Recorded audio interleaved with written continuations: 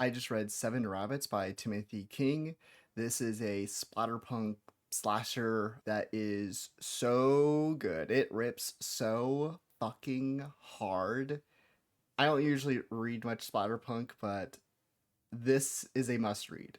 So if you don't know about Seven Rabbits, it follows Chase. He is new to the football team at Tall Oaks High School, and every at the end of every school year, the whole team they go on a whole little, well, at least some of the star players at least go on a little remote trip to a cabin in the woods, and they party hard and everything seems cool. He's like, man, these guys, they're my friends. This is great. I'm a sophomore. Most of them are seniors. They're going to go off to college, but this has been a great time with them until they pull up a slideshow and show pictures and videos of them doing all kinds of awful things to girls at their school, from sexual assault to just consensual sex, but we're taking pictures and things like that and showing around when they promised those girls they wouldn't. And that create a ripple effect of these people's lives. So you get in between the chapters, you get the experiences of these young girls and their classmates, and also the impact on their families. And then a little bit after they're settled in, they're partying, they're all pretty drunk, they're calling it a night, and one of them spots a man with a rabbit mask outside. And then more show up and more. And there are seven dudes with rabbit masks, and they have some good motivations to take care of these guys. It's so it's such an interesting way that Timothy King balances fun and devastation. Is the brutality really fun because there's some awful dudes getting tortured and murdered? Yeah. Hell yeah, we love get rapists getting murdered. But you do have the one guy, you do have Chase, who you are rooting for, who is not a bad guy. He just got wrapped up in this whole thing, and he's kind of caught in the middle. So it really puts you in a dilemma. So there's this devastation aspect of both worried for him, but also the scenes of these girls is so emotional.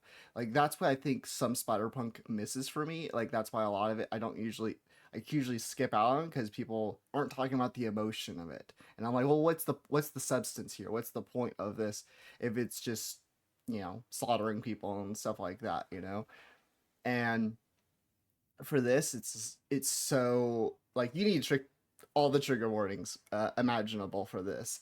And man, I think there's some stuff in this I will never get over, both in terms of, oh, that was an awesome kill, or that was an awesome this thing or that thing. And then, oh my God, that was so awful what happened to this person, and the ripple effect of how it affects the family or a best friend or this thing or that thing.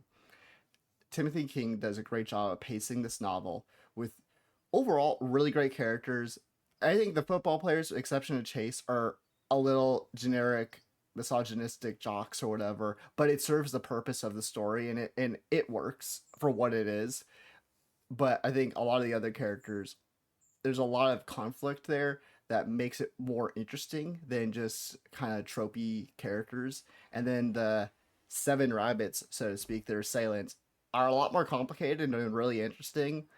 And there's just a lot of layers that he puts on for these characters. And yeah, it's a short read. It's well paced. Overall, really great characters. The kills and brutality is awesome. So if you want some blood and gore, he delivers enough for you to satisfy anyone's bloodlust. Yeah, this is one of my favorite books of the year. This is probably one of my favorite books just in general. It's just such an easy read. It's something I could like. If this was a movie, this would be like a comfort movie that I would rewatch and stuff like that. Because of my TBR and stuff like that. Will I be rereading it? I don't know, but I do know that I will be thinking about this book forever, and I can't recommend it highly enough. If you want to continue watching my content, I post these on TikTok, Instagram, YouTube. My Substack posts every Sunday about writing, books, all kinds of stuff. My book, The Huntress the Trickster, it's available now. And I should be having updates on my second novel, my first horror, hopefully in the coming weeks. Things are getting tightened up and we're progressing really quickly now.